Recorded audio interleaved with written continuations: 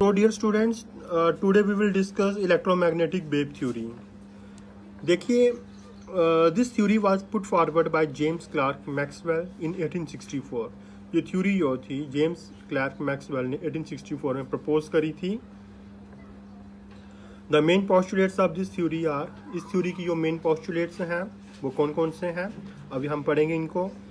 First one is the energy is emitted from any source like heated rod or the filament of a bulb through which electric current is passed continuously in the form of radiations and is called the radiant energy. ये जो energy है जो किसी भी source से emit होती है, चाहे वो हीटेड रॉड हो चाहे वो फिलामेंट हो बल्ब का, जिसमें से इलेक्ट्रिक करंट पास हो रही है, तो ये जो एनर्जी एमिट हो रही है ये रेडिएशंस की फॉर्म में एमिट होती है और इसको हम रेडिएंट एनर्जी कहते हैं.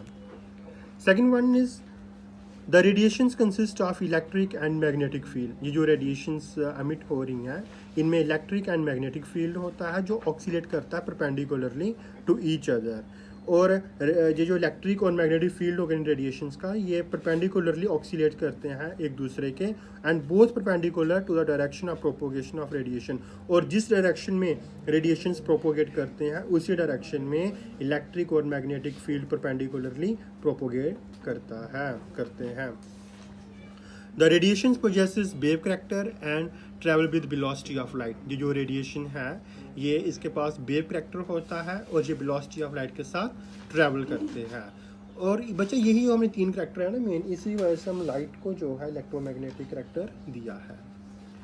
These waves do not require any material medium to propagate. इन वेव्स को किसी भी मटीरियल मीडियम की ज़रूरत नहीं पड़ती है प्रोपोगेशन के लिए. जैसे कि सन रेज आती हैं, सन रेज जब आ रही हैं उनको किसी भी मटीरियल मीडियम की ज़रूरत नहीं पड़ रही है प्रोपोगेट होने के लिए. साउंड वेव को हवा की ज़रूरत पड़ती है, वैसे इन जो रेडिएशन है इनको ज़रूरत नहीं पड़ती है, सन रे को किसी मीडियम की ज़रूरत नहीं पड़ती है. तो ये मेन पॉइंट्स थे जो इलेक्ट्रोमैग्नेटिक वेव थ्योरी में प्रपोज किए गए थे.